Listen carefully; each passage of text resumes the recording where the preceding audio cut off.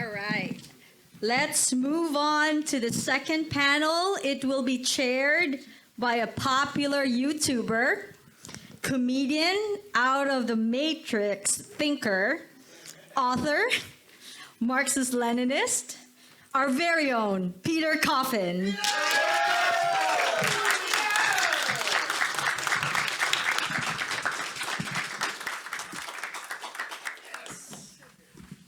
Good afternoon. I am very excited to be here at the Center for Political Innovation Summit Against Hypocrisy. We have a lot more fantastic speakers coming up. I'm really excited for you to hear from everybody. We're going to talk about democracy at home, or rather the lack thereof it. On March 29th, the Biden administration is going to co-host the second Summit for Democracy. You are all aware of this. This is why we are here.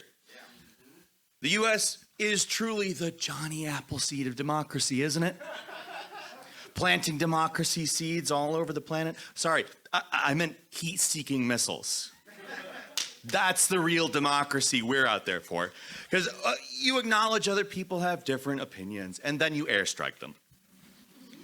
But we could talk about the U.S. spreading democracy all day, and we will tomorrow, so please come back. But we also have to remember that Donald Trump got elected with the slogan, "Make America Great Again." Then Biden got elected with his version, Build Back Better. That's also about making America great again, but it's a little less distinct as an abbreviation. When somebody says MAGA as a word, you know immediately what they're about. When somebody tries to say "buh-buh-buh" as a word, you kind of think they're trying to sing the George Thorogood and the Destroyers' classic song, "Bad to the Bone." Do you want to hear my Biden impression? Build back better.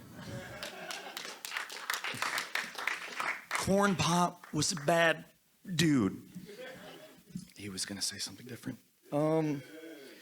Point is that both of them saw that rebuilding was an appealing message.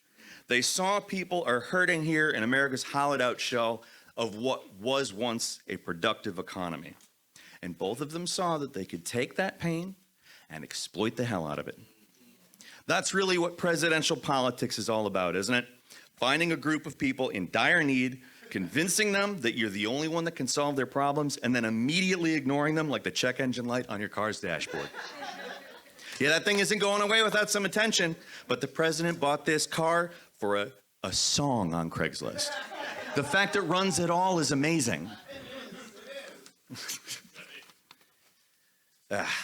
The U.S. really does need maintenance, though. All the American people, we don't want to let this country just rot around us either. Take the Ohio train derailments. Making that situation great again requires skilled workers, resources, and funding. And I promise you, people are eager to help. But this system, it's one where you have to pay those people, and I'm not calling them greedy. It's just that volunteer work, it only lasts so long. The movie wasn't 12 years of volunteer, was it? And it would be hard enough if the rail tracks were publicly owned. I don't know if any of you have ever been part of trying to push a city to fix something, but one of their biggest hurdles is limited municipal budgets. But getting a private railroad company to fix the tracks is like trying to take a selfie with a squirrel. It would be cool, but it's not going to happen. They don't stand still. The problem is not new either. It goes decades and decades back. In 1961, there were 3 train derailments that happened in a span of 2 weeks. There's a horrible pun incoming. I'm warning you all of this. You might say that private rail companies in East Palestine have a bad track record.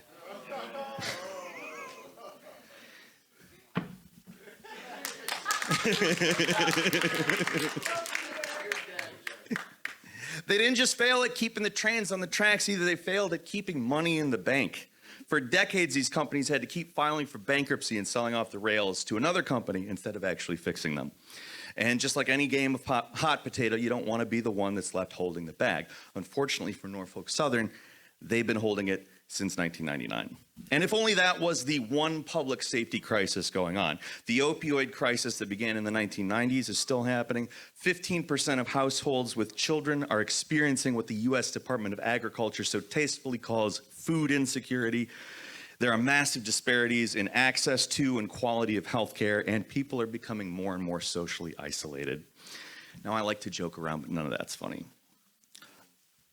The social isolation is actually probably one of the worst problems, too.